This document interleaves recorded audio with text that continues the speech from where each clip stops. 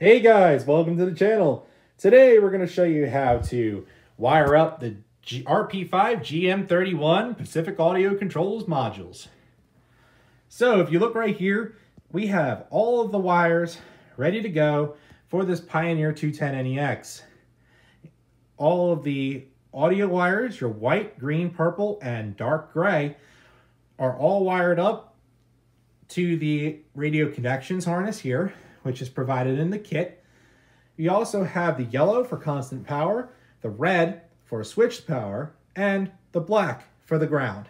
The neon green and this purple and white wire are completely irrelevant. Don't forget that orange wire, the orange and white, is your dimmer switch. You can choose to put it in or not at all.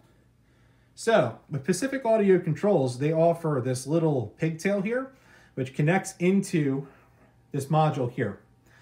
Now what that does is it sends a frequency to the radio to tell you, I want volume up, I want volume down, blah, blah, etc. There's a door chime one there, which is plug it in. Then you have the side that goes to the car.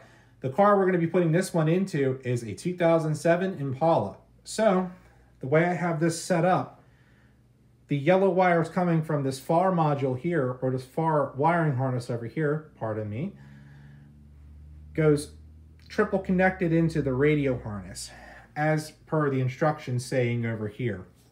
The instructions say connect both yellow wires to the RP5 harnesses and then to the 12 volt constant. Same thing goes with the black wires in this setup.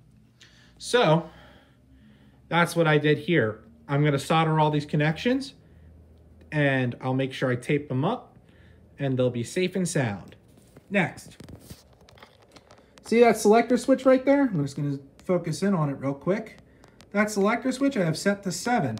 As per the instructions over here, they actually tell you on the instructions where the selector switch should be depending on the brand of your head unit, so your steering wheel controls will work properly. That's an important thing. And another thing back here, they have this programmer button right here, and that's kind of important too.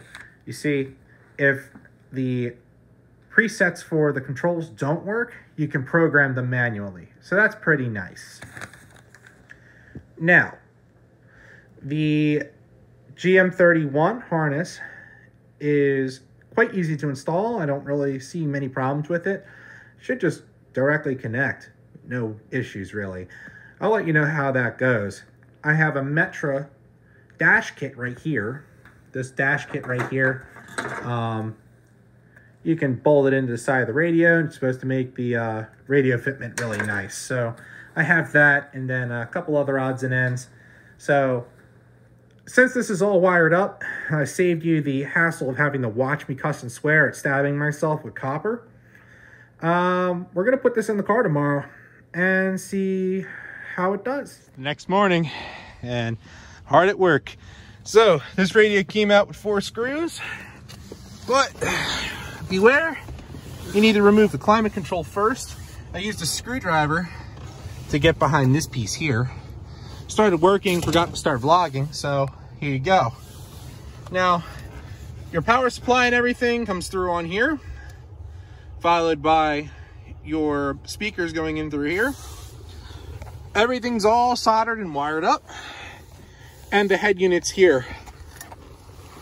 Right now we're wiring the connections for the subwoofers coming up through the kick panels, and it's going to go underneath the carpet, up through the console, and up into the dashboard.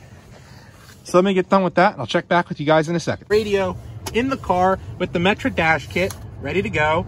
Now, one thing to make sure you're aware of if you're installing an aftermarket subwoofer, you need on the PAC module on the blue and white wire to run an intercept splice into it so you can run a remote wire back to the subwoofer. The remote wire on the PAC only controls the OEM subwoofer. Make sure you're aware of that.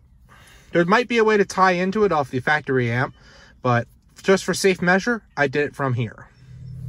So guys, everything's all buttoned up here. The steering wheel controls work as intended. It also has the skip function, which works really nice.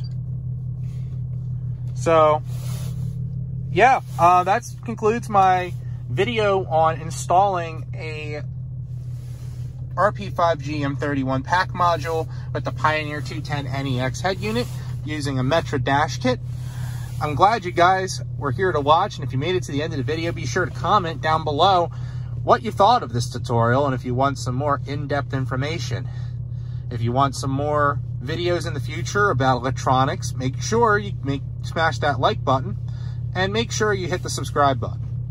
For now, it's been Chris, and I'm that Impala guy, and I will see you guys next time. Peace out.